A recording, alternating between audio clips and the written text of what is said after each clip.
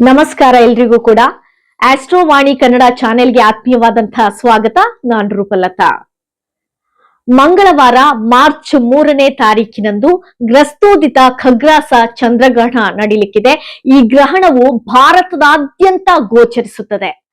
ಹಾಗಿದ್ರೆ ಸ್ಪರ್ಶ ಕಾಲವನ್ನ ನೋಡೋಣ. ಮಧ್ಯಾಹ್ನ 1:20 ಸ್ಪರ್ಶ ಕಾಲ, ಹಾಗೆ ಮಧ್ಯಕಾಲ 4 ಗಂಟೆ 34 ನಿಮಿಷ, ಮೋಕ್ಷ ಕಾಲ ಸಂಜೆ 6 ಗಂಟೆ 48 ನಿಮಿಷಕ್ಕೆ.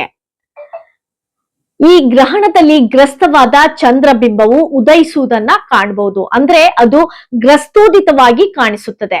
ಭಾರತದಲ್ಲಿ ಎಲ್ಲಿಯೂ ಈ ಗ್ರಹಣದ ಸ್ಪರ್ಶ ಅಥವಾ ಮಧ್ಯ ಗೋಚರಿಸುವುದಿಲ್ಲ.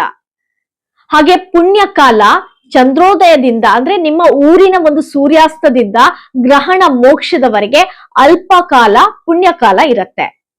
ಈ ಗ್ರಹಣವು ಗ್ರಸ್ತೋದಿತವಾಗಿರುವುದರಿಂದ ಮಾರ್ಚ್ 1ರ ಸೂರ್ಯೋದಯದಿಂದ ಮೋಕ್ಷದವರೆಗೆ ಅಂದ್ರೆ ಸಂಜೆ 6 ಗಂಟೆ 48 ನಿಮಿಷದವರೆಗೆ ಗ್ರಹಣದ ವೇದವನ್ನ ಪಾಲಿಸಬೇಕಾಗತ್ತೆ.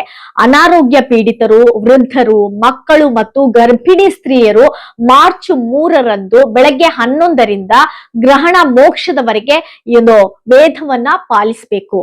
ವೇದ ಕಾಲದಲ್ಲಿ ಸ್ನಾನ ಮಾಡಬೇಕು, ದೇವರ ಪೂಜೆ, ನಿತ್ಯ ಕರ್ಮಗಳು, ಜಪ ತಪ, ಶ್ರಾದ್ದ ಈ ಕರ್ಮಗಳನ್ನ ನೀವು ಮಾಡಬಹುದು. ಹಾಗೆ ರಾಶಿ ಫಲಗಳನ್ನ ನೋಡ್ತಾ ಹೋಗೋಣ. ಶುಭ ಫಲ ಇರುವಂತದ್ದು ಮಿಥುನ ರಾಶಿಗೆ, ತುಲಾ ರಾಶಿಗೆ, ವೃಶ್ಚಿಕ ರಾಶಿಗೆ ಹಾಗೆ ಮೀನ ರಾಶಿಗೆ. ಮಿಶ್ರ ಫಲ ಇರುವಂತದ್ದು ಮೇಷ ರಾಶಿಗೆ, ಕರ್ಕ ರಾಶಿಗೆ, ಧನುರ್ ರಾಶಿಗೆ, ಕುಂಭ ರಾಶಿಗೆ. ಹಾಗೆ ಅನಿಷ್ಟ ಫಲ ಅಥವಾ ಅಶುಭ ಫಲ ಅಂತ ಹೇಳ್ಬೋದು ವೃಷಭ ರಾಶಿಗೆ, ಸಿಂಹ ರಾಶಿಗೆ, ಕನ್ಯಾ ರಾಶಿಗೆ, ಮಕರ ರಾಶಿಗೆ.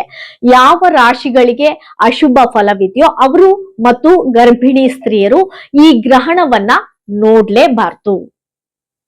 ಇವಿಷ್ಟು ಚಂದ್ರಗ್ರಹಣದ ಬಗ್ಗೆ ಮಾಹಿತಿ. ನಮಸ್ಕಾರ.